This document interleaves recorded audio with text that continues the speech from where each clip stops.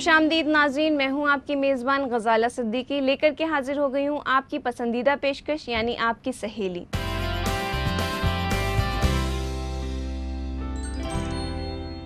आज हम बात करने वाले हैं आपकी सेहत के मुतालिक बहुत सारी चीज़ों के बारे में, और साथ ही हम ले चलेंगे आपको ज़ेवर बाज़ार की ओर।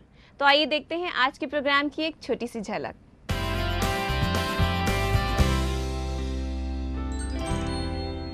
उन ख़वातीन में या उन लोगों में जिसमें घेंगा बहुत वक्त या बहुत अरसे से है, सालों से है, और वो एकदम से बढ़ने लगे, तो उसमें इसका सबसे पहले शक होना चाहिए कि कहीं इसमें कैंसर तो नहीं बन गया है।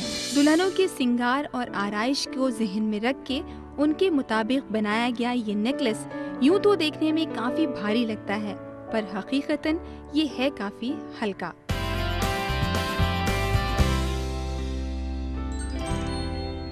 तो नाज़रीन, आइए करते हैं एपिसोड की शुरुआत। और आज हम बात करने वाले हैं हाइपोथायराइड और हाइपरथायराइड के बारे में, और इसके मुतालिक बहुत सारी परेशानियां और उसके इलाज के बारे में। इस बारे में बात करने के लिए हमारे स्टूडियो में मौजूद हैं डॉक्टर फरहा अरशद जी। तो आइए चलते हैं उनके जानिब और लेते हैं बहुत सारी जानकारियाँ। फरहा जी, आपके हमारे प्रोग्राम में तहे दिल से इस्तकबाल है। शुक्रिया आपका। तो फरहा जी, जैसा कि आज हम लोग बात करने वाले हैं थायराइड के बारे में, तो हाइपोथायराइड और हाइपरथायराइड में क्या फ़र्क है?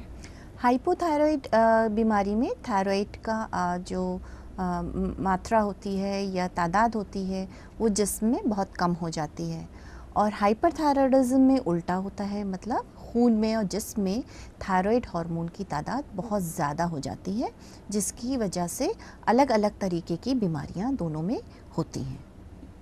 तो हाइपोथायराइड होने के क्या आम वजह है हमारी ख़वातीन के लिए? हाइपोथायराइडिज्म की आम वजह सबसे पहले होती हैं कंजेनाइटल, मतलब पैदाइशी थायराइड ग्लैंड का डिप्रेस होना, जिससे हार्मोन नहीं पैदा होता। दूसरी ऑटो इम्यून बीमारियां, जिसमें सबसे कॉमन है हाशिमोटो थायराइडाइटिस। इसमें एंटीबॉडीज़ थायराइड पे अटैक करती हैं और थायराइड हार्मोन्स नहीं बना पाती है। कुछ और वजहों में आता है थायराइड ग्लैंड की सर्जरी होना, आयोडीन की डेफिशिएंसी होना, या कुछ ऐसी दवाइयाँ लेना जो थायराइड के हार्मोन्स के बनने में आप बाधा डालती हैं या बीच में आती हैं। तो थायराइड के हार्मोन्स की कमी होने की वजह से हमारी ख़वातीन में किस तरह की परेशानियां आ सकती हैं? सबसे आम चीज़ जो हाइपोथायराइडिज्म में होती है वो है डिप्रेशन या अवसाद। बिना वजह डिप्रेशन, कोई रीज़न ना हो, कोई वजह ना हो और डिप्रेशन चल रहा हो, या किसी भी काम में दिल ना लगना, कोई भी काम आप नहीं कर पाते हैं, ध्यान इधर उधर जाता है, नींद बहुत आना या हर वक्त थकावट रहना, फिर नींद ज़्यादा आने से चिड़चिड़ापन हर वक्त रहता है, थकावट होने से आपका किसी काम में दिल नहीं लगता है, फिर बाल बहुत झड़ते हैं, वज़न बहुत बढ़ने लगता है एकदम से। खाना, ख़वातीन कहती हैं हम खाना तो उतना ही खा रहे हैं, रोज़ का काम उतना ही कर रहे हैं, पर वज़न बढ़े जा रहा है। फिर बाल बहुत झड़ते हैं, इसकी खाल में रूखापन काफ़ी रहता है। एक कब्ज़ की शिकायत भी आमतौर से बहुत आम है इस हाइपोथायराइडिज्म की बीमारी में। फिर ख़वातीन में मासिक की परेशानियां, मतलब हाइपोथायराइडिज्म में मासिक बहुत ज़्यादा होने लगता है, या बाचपन की परेशानियां, मतलब इनफर्टिलिटी का जो चल रही है वो भी इसी से ताल्लुक़ रख सकती है। अजीब तरीके के दर्द, पैरों में दर्द या तकलीफ़ें ख़वातीन बहुत बताती हैं इसमें होती हैं। ठंड बहुत लगना, तो ये सिम्टम्स आम होते हैं इस बीमारी के। जी, तो मैम, अभी आपने हाइपो के बारे में बताया, अभी आप हमें हाइपर के बारे में बताइए कि इसकी क्या वजह है और किस वक्त हमें डॉक्टर के पास जाकर के इसके बारे में पता करना चाहिए। हाइपोथायराइडिज्म की आम वजह है फिर से ऑटोइम्यून। ऑटोइम्यून मीन्स थायराइड के जो मास होता है उस पे हमारे शरीर के, अपनी हमारे जिस्म की एंटीबॉडीज़ और सेल हमला कर देते हैं, पर इस बार वो थायराइड से हार्मोन ज़्यादा बनवाते हैं। जैसे हाइपो में वो कम बनवाते हैं, पर हाइपर में वो ज़्यादा बनवाते हैं। और सबसे कॉमन और सबसे आम इसकी वजह होती है ग्रेव्स डिजीज़। जैसे हाइपो में हाशिमोटो थायराइडाइटिस होती है, इसमें ये ग्रेव्स डिजीज़ की बीमारी में इस हार्मोन की तादाद जिस्म में बहुत ज़्यादा बढ़ जाती है। दूसरा इसका आम जो वजह है होने की है वो है टॉक्सिक नोड्यूल्स, मतलब गले में गांठें ऐसी बन जाती हैं जो बहुत ज़्यादा हार्मोन्स बनाने लगती हैं और वो टॉक्सिक एडिनोमा के नाम से जानी जाती हैं। तो ये दो आम वजहें हैं जिससे हम लोगों में हाइपरथायरॉयडिज्म होता है। जी, तो मैम हमारी ख़वातीन को ये बताइए कि हाइपरथायरॉयडिज्म के क्या आसार हैं और किस तरह होते हैं ये? हाइपरथायरॉयडिज्म बिल्कुल उल्टी तरीके से काम करता है। जो हाइपो के आसार होते हैं, मतलब हर चीज़ में स्लो हो जाना या धीरे पड़ जाना, इस चीज़ में हर चीज़ हाइपर मतलब तेज़ हो जाती है। तो इसमें उल्टा होने लगता है जो हाइपो में होता है। इसमें दिमागी परेशानी या दिमागी उलझन बहुत बढ़ जाती है। फिर पसीना बहुत आने लगता है या गर्मी बहुत ज़्यादा लगने लगती है। नींद हाइपो में ज़्यादा आती, इसमें कम आने लगती है। थायराइड की जो ग्लैंड होती है या ग्रंथि जो गले के सामने होती है, ये थोड़ी सूज जाती है। फिर हार्ट में मतलब दिल की बीमारियों में दिल की धड़कन तेज़ हो जाती है। हाथों में पसीना ज़्यादा आता है और हाथ कांपने लगते हैं इस बीमारी में। फिर पेट में ज़्यादातर हाइपो में कब्ज़ होता है, पर हाइपर की बीमारी में लैट्रीन या जिसे कहते हैं बाथरूम ज़्यादा जल्दी जाना पड़ता है। दिन में 5-6 बार आपको लैट्रीन के लिए और पखाने के लिए जाना पड़ता है, जिसकी वजह से इन ख़वातीनों में वज़न कम हो जाता है। तो ये कई वजहें हैं। इसमें गर्मी ज़्यादा लगती है, वो हमने पहले ही बताया। मासिक इसमें कम हो जाते हैं। हाइपो में ज़्यादा होते हैं, इसमें कम हो जाते हैं। पर बाझपन की शिकायत हाइपर में भी हो सकती है। फिर कई चीज़ों में इसमें प्रजनन की जो वो होती है, वो देखा गया है कि उसकी मात्रा कम हो जाती है। जी। तो ये आम वजहें हैं, आम सिम्टम्स कहना चाहिए जो हाइपर के होते हैं। जी, तो मैम आपने अभी हमें बताया हाइपोथायरॉयड के बारे में और हाइपरथायरॉयड के बारे में। तो नाज़रीन, इसी के साथ वक्त हो गया है एक छोटे से वक्फे का। ब्रेक के उस पार हम बात करेंगे इसी के मुतालिक और भी बहुत सारी परेशानियों के बारे में और साथ ही इसके इलाज के बारे में। इससे पहले मैं आपको याद दिला दूं, अगर आपकी भी कोई परेशानी है या आपके कोई सवाल हैं तो आप कर सकती हैं हमें ईमेल। हमारा ईमेल आईडी है aks@etv.co.in। बने रहिए हमारे साथ, देखते रहिए प्रोग्राम आपकी सहेली।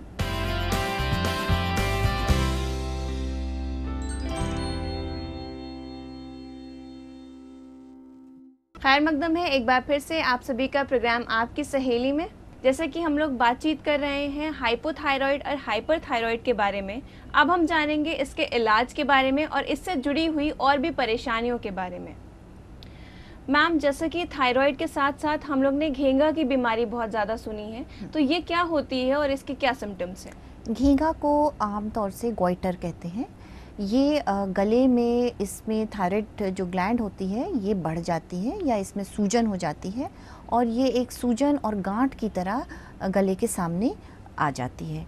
तो इसी गांठ थायराइड ग्लैंड के बढ़ने को आम लैंग्वेज में घेंगा कहते हैं। तो क्या ये घेंगा की बीमारी बहुत बड़ी परेशानी सामने बन करके आ सकती है? जी बिल्कुल, घेंगा की परेशानी से कई परेशानियां हो सकती हैं, जैसे कि क्योंकि घेंगा की बीमारी सांस की नली, घेंगा जो थायराइड ग्लैंड होती है सांस की नली और खाने की नली के ऊपर बैठी होती है, तो अगर इससे ये बढ़ती है या इस पे दबाव पड़ता है या सूजन आती है तो ये सांस की नली और खाने की नली पे दबाव डालती है, जिससे खाना खाने में परेशानी, सांस लेने में परेशानी, थूक सटकने में, पानी पीने में दिक्कत, जो आवाज़ की नस होती है उस पर जब ये दबाव डालती है तो आवाज़ बदल जाती है, तो उसके से भारीपन आ जाता है आवाज़ में। कभी कभी ये एकदम से बढ़ने लगती है घेंगा और इसके बढ़ने से ये कभी कभी छाती के अंदर चली जाती है, मतलब गले से छाती के अंदर भी जा सकती है। फिर जो सबसे ज़्यादा परेशानी की चीज़ घेंगे में हो सकती है कि वो कैंसर में भी बदल सकती है। तो जब ये कैंसर की शक्ल ले ले तो हमें ये कैसे पता चलेगा कि ये एक कैंसर की शक्ल ले चुकी है और किस तरह हम इसका इलाज करेंगे? बहुत कम उम्र में या बहुत ज़्यादा उम्र में अगर घेंगा बने तो उससे हम लोगों को बहुत ही ज़्यादा ध्यान रखना होगा, या उन ख़वातीन में या उन लोगों में जिसमें घेंगा बहुत वक्त या बहुत अरसे से है, सालों से है और वो एकदम से बढ़ने लगे, तो उसमें इसका सबसे पहले शक होना चाहिए कि कहीं इसमें कैंसर तो नहीं बन गया है, या किसी में अगर खाना घेंगा है और खाना खाने में एकदम से दिक्कत आने लगे, या जैसे पानी पी रहे हैं, पानी पीने में दिक्कत आने लगे, या लोग कहें कि आवाज़ में तुम्हारी बदलाव आ गया है, आवाज़ में भारीपन आ गया है, तो ज़रूर इसको सोचें कि ये जो गांठ है ये ख़तरे की तरफ ये तब्दील कर रही है, ख़तरे की गांठ में तब्दील कर रही है। तो इसमें कभी कभी सूखी खांसी भी आ सकती है, गले से खून आ सकता है, और गले में दोनों तरफ गांठें भी पड़ सकती हैं। तो अगर ऐसा कुछ भी हो तो फ़ौरन हम लोग को चौकन्ना होना है और ज़रूर सोचना है कि कहीं ये परेशानी तो नहीं बन गई है। हमको फ़ौरन एक्सपर्ट से और डॉक्टर से राय ले लेनी चाहिए और टेस्ट करा लेना चाहिए। थायराइड का हम किस तरह से पता लगा सकते हैं, किस टेस्ट के तरह हम पता लगा सकते हैं? अब बहुत आसान सा टेस्ट है और ज़्यादातर हर लैब्स में, अच्छे लैब्स में ये टेस्ट होता है और खून से पता चलता है इसका। तो खून से हम लोग जब ब्लड लेते हैं उसमें थायराइड फंक्शन टेस्ट कराते हैं। इन थायराइड फंक्शन टेस्ट में T3, T4 और TSH ये 3 टेस्ट होते हैं। TSH का जो स्तर होता है हाइपोथायराइडिज्म की बीमारी में बहुत बढ़ जाता है और हाइपरथायराइडिज्म में बहुत कम हो जाता है। तो इससे बहुत आसानी से पता चल जाता है कि कौन सी बीमारी है। तो ये तो हुई हाइपो और हाइपर की बीमारी के बारे में। अब कुछ बीमारियां थायराइड की ऑटो इम्यून होती हैं, तो ऑटो इम्यून की जानकारी हम लोगों को एंटीबॉडी टेस्ट से, जैसे anti thyroid antibodies, anti peroxidase, thyroid peroxidase antibodies, ये कई एंटीबॉडी टेस्ट हैं जिससे कि ये ऑटो इम्यून लिंक तो नहीं है इन बीमारियों का, इससे हम लोग पता कर सकते हैं। अब बात आई गांठ की, जैसे घेंगे की, तो कैसे पता चले कि ये किस तरह का घेंगा है? तो इसका सबसे जो ज़रूरी टेस्ट होता है वो होता है अल्ट्रासाउंड। अल्ट्रासाउंड से किस तरह का घेंगा है वो पता कराया जा सकता है। और कुछ केसेस में अगर घेंगा बड़ा है या छाती के अंदर जा रहा है तो CT स्कैन की भी आपके डॉक्टर आपको बता सकते हैं कि इसको भी कराना ज़रूरी है। फिर घेंगे में एक टेस्ट और होता है FNAC, मतलब साइटोलॉजी का टेस्ट। उसमें नीडल डाल के पानी लेते हैं घेंगे से और उसका टेस्ट पैथोलॉजिस्ट करता है और ये जानकारी डॉक्टर को देता है कि ये घेंगा किस तरह से है, मतलब आम घेंगा है, बिनाइन है जिसे कहते हैं, मतलब जिसमें कैंसर नहीं है, या ये खतरे का घेंगा है, मतलब कैंसर वाला घेंगा है। तो ये जानकारी हमको साइटोलॉजी के टेस्ट से पता चलती है। फिर डॉक्टर बीमारी को देख के और आगे टेस्ट कराना चाहे तो वो आपके डॉक्टर, जैसे थायराइड स्कैन है, ये मॉडर्न टेस्ट हैं जो कराए जा सकते हैं और कई चीज़ों की हम लोगों को और जानकारी देते हैं। जी, तो जैसे हमने बात करी इसके टेस्ट के बारे में कि किस तरह से पता लगाया जाए, जब हमारी ख़वातीन को ये पता चल जाए तो उसकी एहतियात और उसका इलाज किस तरह से किया जाए? जी, इसका इलाज जो है, एक तो हमेशा अच्छे थायराइड स्पेशलिस्ट या अच्छे डॉक्टर से कराना चाहिए और अगर बीमारी से मुख्तलिफ बीमारी जो थायराइड में होती है उनका मुख्तलिफ इलाज होता है। जैसे हाइपोथायराइडिज्म है, आपके टेस्ट में आता है कि ये बीमारी हाइपोथायराइडिज्म की वजह से है, तो उसका बहुत आसान सा इलाज है कि थायराइड की दवा खानी पड़ती है, जिसे एल्ट्रोक्सिन और थायरोक्सिन के नाम से जाना जाता है। सभी जानते हैं, आजकल बहुत कॉमन दवाइयाँ या आम दवाइयाँ हैं, तो ये हर ज़िंदगी भर के लिए खानी पड़ती हैं। ये ऐसी दवाइयाँ नहीं हैं कि आप 2 दिन 3 दिन खा के बंद कर दें, ये ज़िंदगी भर खानी पड़ती हैं और कुछ दिन पे टेस्ट कराना पड़ता है और इनको उसके हिसाब से इसकी जो डोज को है ऊपर नीचे करना पड़ता है। फिर दूसरी है हाइपरथायराइडिज्म। हाइपरथायराइडिज्म का टेस्ट जो है ये उसमें एंटी थायराइड, मतलब उल्टा, मतलब थायराइड को क्योंकि हार्मोन ज़्यादा है तो हमको कम करना है, तो एंटी थायराइड ड्रग्स, मेडिसिन, दवाइयाँ देते हैं। कुछ केसेस में रेडियो आयोडीन एब्लेशन करा जाता है, ये भी एक नया तरीका का टेस्ट है जिससे रेडियो एक्टिव आयोडीन को दिया जाता है और वो जो सेल्स हैं जो ये थायराइड ज़्यादा बना रहे हैं उनको वो ख़त्म करती है। और तीसरा तरीका हाइपरथायराइडिज्म की बीमारी को ठीक करने का है सर्जरी, मतलब थायराइड को ग्रंथि को बाहर निकाल देना। टोटल थायराइडेक्टमी भी होती है, मतलब जिसमें पूरी पूरी थायराइड निकाल दी जाती है। वो ज़रूरत के हिसाब से जितनी बीमारी है जिस तरफ है उसके हिसाब से किया जाता है। फिर बात आई थायराइडाइटिस की। थायराइडाइटिस जो ऑटो इम्यून होती है उसमें भी क्योंकि थायराइड का स्तर गिर जाता है हार्मोन्स का, तो उसमें भी थायराइड की दवा दी जाती है। कुछ केसेस में कुछ मरीज़ों में हम लोग एंटी इन्फ्लेमेटरी दवाइयाँ जैसे ब्रूफेन है या कॉम्बीफ्लैम है ये भी देते हैं सपोर्ट में। फिर घेंगे की, गॉइटर की, इसका इलाज तब है जब ये घेंगा बहुत वक्त से है या बहुत जल्दी बढ़ने लगा है या कॉस्मेटिक डिफॉर्मिटी से भी बहुत मरीज़ आते हैं कि इसको निकलवाना है हमें, या ऐसा घेंगा जो आपके खाने की नली में या आपको कोई सिम्टम दे रहा हो या कोई आसार दे रहा हो, जैसे खाने में मुश्किल होने लगी घेंगे के साथ, आवाज़ में दिक्कत आने लगी, खाना पानी पीने में दिक्कत आने लगी, तो मरीज़ कहते हैं निकलवा दो, या हम लोग भी सर्जरी एडवाइस करते हैं। या ऐसा घेंगा जिसमें कैंसर का शुबा हो, उसको ज़रूर निकलवा देना चाहिए। थायराइडेक्टमी की सर्जरी होती है जिसमें थायराइड ग्लैंड इन केसेस में निकाल दी जाती है। और आखिरी बीमारी है थायराइड कैंसर। थायराइड कैंसर कम होते हैं, लेस देन 10%, 10% से कम घेंगे में थायराइड के कैंसर्स होते हैं, लेकिन थायराइड के कैंसर ख़तरनाक भी हो सकते हैं। वो सांस की नली से फेफड़े में जा सकते हैं, वो खाने की नली से आपके पेट की तरफ जा सकते हैं, वो गले की गांठों में पहुंच सकते हैं, लिम्फ नोड्स जिसे कहते हैं, और वो हड्डी में भी जा सकते हैं। तो इसलिए इनका इलाज बहुत ज़रूरी है।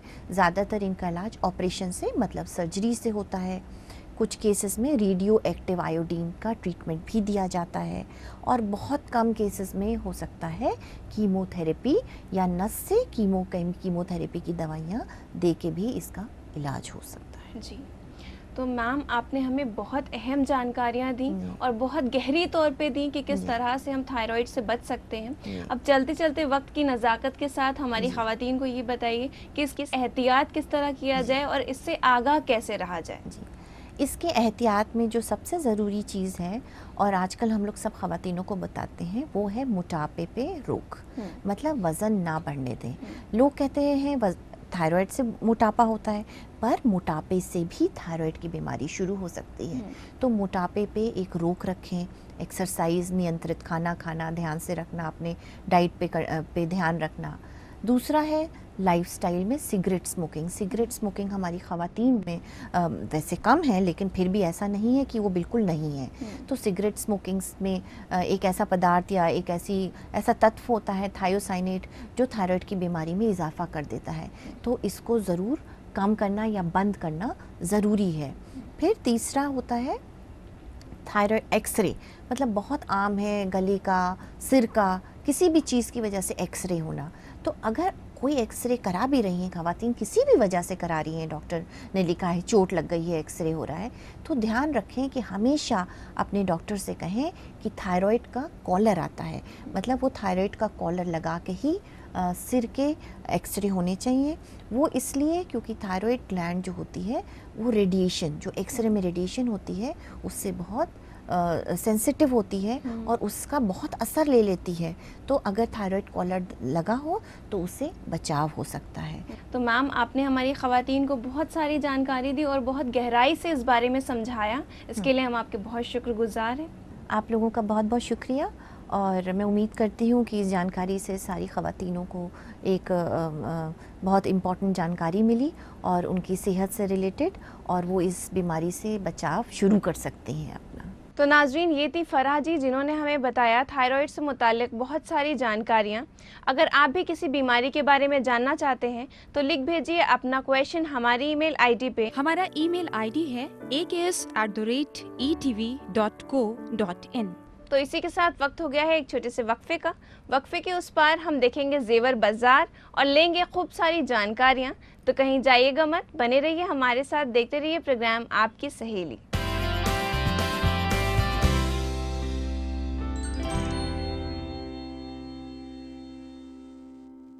खैर मकदम है नाजरीन, एक बार फिर से आप सभी का प्रोग्राम आपकी सहेली में। अब हम चल रहे हैं अपने नेक्स्ट सेगमेंट की ओर, जहां पे हम देखेंगे नए ट्रेंड्स और नए फैशन को, जिसको अपनाकर आप देख सकती हैं बेहद मुख्तलिफ। आइए देखते हैं अपने इस सेगमेंट को।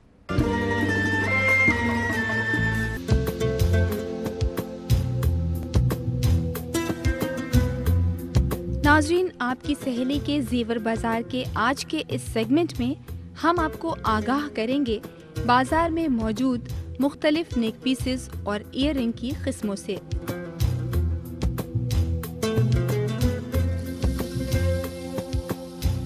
शादियों के मद्देनजर बाजार में भी मुख्तलिफ जेवरात मंजरे आम पर आ गए हैं।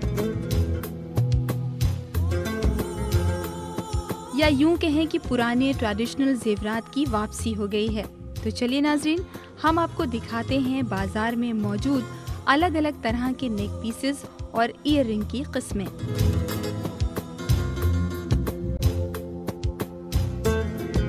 ये है डिजाइनर साड़ी या लहंगे के मुताबिक डिजाइन किए गए जेवरात। इसमें लगाए गए मेटल्स और लाल सिल्वर पत्थर के मेल आपके लुक में जरूर चार चांद लगा देगा। और तो और दुल्हनों के सिंगार और आराइश को जहन में रख के उनके मुताबिक बनाया गया ये नेकलेस यूं तो देखने में काफी भारी लगता है, पर हकीकतन ये है काफी हल्का।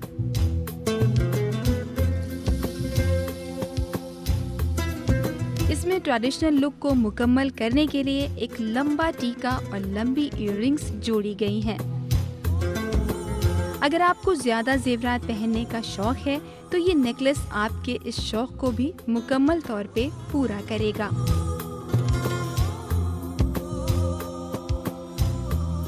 क्योंकि इससे मुंसलिक लगा है माला स्टाइल का नेकलेस जो आपके गले को पूरा भर देगा। इसे खास तौर पे पूरे गले को ढकने के लिए ही बनाया गया है।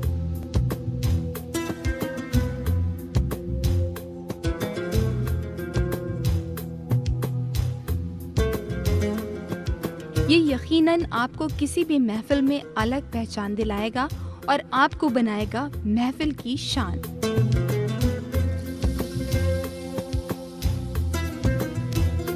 अब बारी आती है इसकी कीमत की, जिसकी सबब आप परेशान हो जाती हैं या यूं कहें कि कभी कभी इनकी कीमत की वजह से आपकी पेशानी पर बल आ जाते हैं, लेकिन इस जेवर में आपको ऐसी परेशानी नहीं होगी।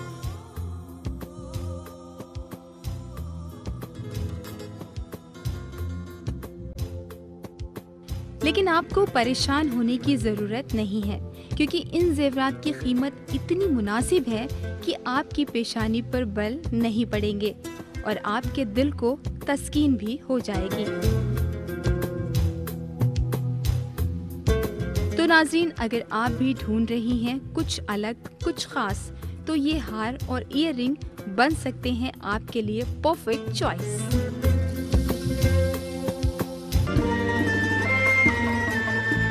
तो देखा नाजरीन आपने कि हमने आपको दिखाई ज्वेलरीज की नई नई डिज़ाइंस और आपकी कन्फ्यूजन्स को कर दिया है दूर। इसे अपना करके आप देख सकती हैं बेहद अलग। इसी के साथ वक्त हो गया है प्रोग्राम को यहीं वाइंड अप करने का। अगर आपके भी कोई सवालात हैं तो आप कर सकती हैं हमें ईमेल। हमारा ईमेल आईडी है aks@etv.co.in। तो अब हमें दीजिए इजाज़त, फिर हाजिर होंगे हम एक नए टॉपिक के साथ। तब तक के लिए अल्लाह हाफिज़।